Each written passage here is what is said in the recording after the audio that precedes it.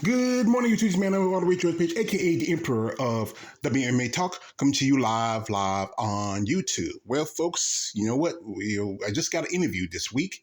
It's a good interview. This is a real lady who's in the game for quite some time of mixed martial arts, from boxing to bare knuckle. She is a champion. She is a mother, a wife. She is a legend, and that is the one Mrs. Lovely, Britain Hart-Beltran. Now, Britain was originally grew up outside of the country. She grew up around Turkey, and she was a very athletic background in the soccer and sports. She was like a typical tomboy, and like all tomboys, tomboys just have.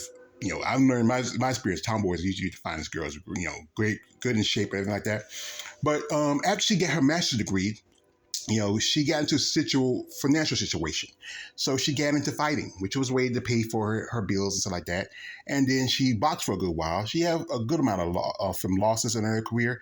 And then she got opportunity to fight in bare knuckle when it made its debut. And it was, I think, bare knuckle BKFC #2, which she up against former UFC fighter Roddy Rollins. And the fight was her first fight in bare knuckle, and it was a fight where she lost by split decisions to Rollins. And I think it was probably a tough loss for her. It was a close fight. I've seen that fight. Then she went back to boxing for a good while, fought a few more fights. She fought against also fighters like, for a bit. But then she came back to bare knuckle and we faced up against, Christina Ferrari. And Christina is also a bare knuckle champion. And this fight was a tough fight for her. It was a tough fight for her, in which it was ended because of a stoppage. Then she went back to boxing and fought Jamie Mitchell. And that fight was a draw. She took a bunch of draws for a good while.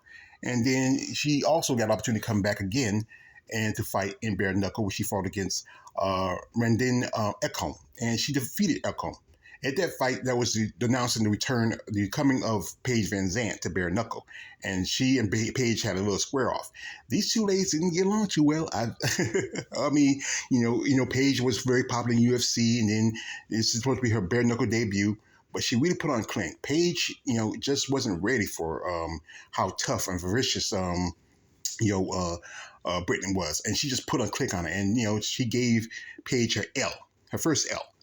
And then she works with Joey Hart-Beltran. They have a good relationship, friendship. If you know Joey, he is a BKFC multiple-time champion in men's heavyweight. He's a legend in the fight game, being also in mixed martial arts. And eventually, later on, they got married. After only being together for a good while, they got married. They just found a very bond for one another. And she's with this fight over Paige Van Zandt, it really her popularity soared because, and people had a lot of respect for her.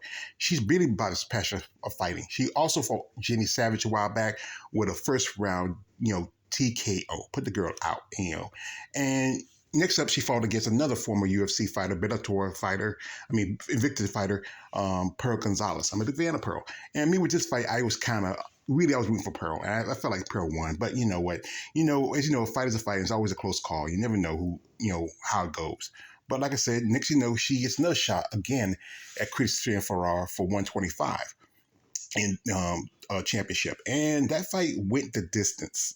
She put up a good fight. And even though, hey, Christina Ferrari is a tough customer. I mean, she's tough. And she still has a passion for the sport. Taking some time off, being a family woman, and then she get another opportunity to fight against Beck Rollins again. It was originally going to fight before, but then the fight was called off, and then this opportunity came. This was like this year, and she avenged that loss against Beck Rollins. And I think she was the greatest thing for her. Now, they decided that after this, she moved down to 115, and where she was more comfortable. That's more her comfortable weight.